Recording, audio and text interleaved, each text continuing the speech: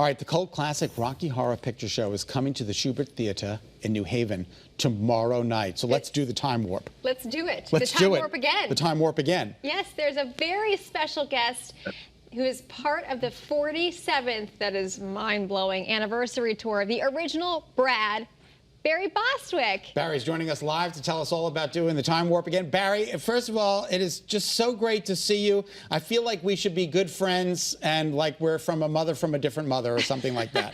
Thanks so much for joining us. Yes, I agree with you. I don't know why I agree with you, but I agree with you. You know, I never learned the time warp. My character, Brad Major, stood on the side while it was going on. And eventually I had to learn it because I was at a relative's wedding. And that's all I did was the time warp, time warp, time warp. Macarena, time warp, Macarena. So I learned it de facto. All right. Oh, go ahead. I was just going to say, Scott and I recently attended a wedding together, and there was no time warp. Is this something that we should all add to our wedding playlists? Oh gosh, yes. I mean, because it is one of the simplest dances that you could ever do. It's just a jump to the left and then a step to the right. Right. Now, if you can't do that, you shouldn't be marrying the jerk. All right, I want to go back in time. Talk to us about Danny Zuko. You originated that role on Broadway, didn't you? Yes, back 71, I think. Danny Zuko. What a time that was. We had so much fun, and we didn't really make any money on that because we were all so young, and it was such a young show. I remember a few days before we opened at the Eden Theater, the producers came to the cast and said, "Hey, you guys, we have a point in the musical. If you guys can scrape together, I think it was like $5,000." And we looked at each other and went, "We're broke. We're young actors in New York. We have nothing." So we didn't invest in the show. And if we had invested in the show, I wouldn't be talking to you right now. Very good point. Very good point. But look at you now. But look at you now. The original Brad. Oh, yeah. I'm Brad Majors. You know, 47 years ago, I was invited to a little party called the Rocky Horror Picture Show. I never left. I've had so much fun with this over the years. This movie has meant not only pure entertainment for millions of people, oh my goodness, but it is the longest continuously running movie ever made, and it's in the it's in everybody's heart if they've seen it, whether they liked it or not. It's still in their heart, and they can't do anything about it. Let's delve into the LGBTQ plus category here. You say the musical has saved a lot of lives because people found a community going to the midnight screenings. Talk to us a little bit about that experience. Well, you know, a lot of kids will say that it sort of prompted them to a certain self-discovery, you know, a self-acceptance of, and also a tolerance for all of our differences, and because certainly that's what it's about. It's about a bunch of weird people. Yeah, and if you were I don't like to say outsider, but if you were somebody who had a hard time finding their family in high school or in college, I like that. I like that way of phrasing it. Before that, they would gravitate towards the audiences every Friday and Saturday night at these theaters, and they created a community. And then they eventually became shadow casts, which we travel now during this 47th anniversary, and we pick up a shadow cast in whatever city we're in, so that they can sort of get back on stage since the pandemic and reacquaint themselves with their fans. And so we're doing as much for the shadow cast and as we are just to sort of keep the thoughts of the movie alive. Well, I think that's got to be, you can tell us what that feels like for you being a part of the original, but I mean, having kids all over, not just the country, all over the world, be a part of the Rocky Horror. You know, it's probably one of the most remade shows in theaters across the country, right? I mean, it's a staple. It's become such a tradition for so many local theater groups. Yeah, I just saw it in my local theater down in Florida, and they were so enthusiastic and so good.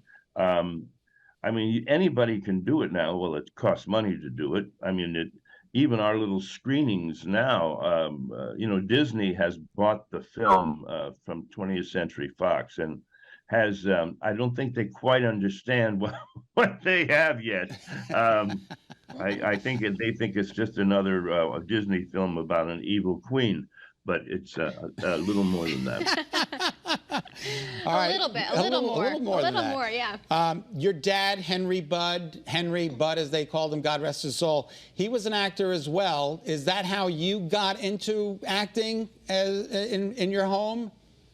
No, that's how he got into acting, because I was an actor and he retired at 79. He was in the industrial development business in San Mateo County, California. And he said he always thought, well, it looks so easy. My son can do it. I'll try it. Oh my God! You know, awesome. and he ended up in San Francisco, and he ended up working as an extra in a lot of different movies and TV shows up in San Francisco till in his early 80s. And it was, you know, interesting. It was sort of like the kids from the Rocky Horror Show. I found this community of people who would listen to his jokes over and over and over again, and then you know, and he had so enjoyed, I guess, getting out of the house away from my mother for a few hours, even though they had a wonderful 50-year marriage. But I think finally the stress of San Francisco, if you're an extra, you have to repeat what you're asking to do. And he had a lot of times that they would say to him, oh, just go up, climb that street there, and then come down, then climb that street and then come down. And I think it exhausted him. But you know, no, it always looked so easy to him. I tried to tell him no. I've been doing it since high school. He got bit. Yep. All right, want to go back. Most people don't really know that you're a Tony Award winner for The Robber Bridegroom, and also a Golden Globe winner. Talk to us about that experience. Did you say? Oh, yeah, I was nominated for 3 Tonys. I won one for The Robber Bridegroom. Correct. Right. And it was an interesting process because we were produced by Juilliard School, and they didn't have a lot of money, so we basically were on Broadway, and it was a bad winter, and a lot of the theaters had to shut down temporarily, and we couldn't just get through that winter problem, and so we had to shut down after about 4 or 5 months, and it's too bad. I got rights to the music, and I produced the cast album because at that point nobody wanted to do it. So I did it, and so it's out, and it's a beautiful album, and it's a show that's not done a lot, and it should be done. It's a charming musical. Well, damn it, Janet, let's get it on. I was going to say, what is the reaction that you get from people when they come up to you? You know, do you get stories of their own personal recounts from watching the movie or seeing the show? What is your favorite thing to hear from people? That they were brought to see it by their mother when they were 11 years old. Oh, that's awesome. And I say, and your mother's out of jail by now?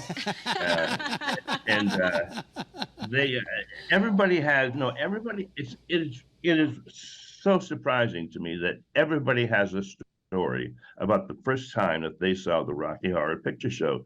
And that's one of the reasons why we're doing this tour, so people can reestablish that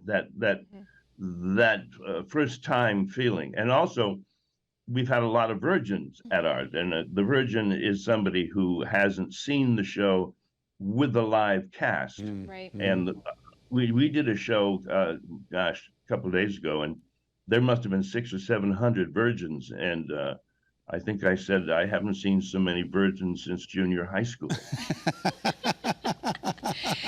So, Good. no, I was just going to say, so you just talked about why that was one reason why the tour was so important. But, you know, how has this experience been being on tour and 47 years? You're going to be in New Haven tomorrow. We're very excited about that. But what's the underlying reason for the tour? The underlying reason for the tour is to keep the entertainment flowing and get people back in the theaters, and to create that camaraderie and basically just to yell obscenities and throw stuff at us. Exactly. Real quick, I know you went to the Graduate School of Arts and Sciences at NYU, and then you were also a circus performer. How did those two jive? And what haven't you done? What did you do in the circus?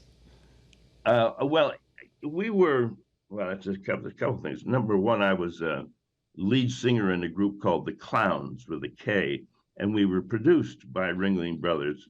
And we had one song on the charts, and that only lasted a year.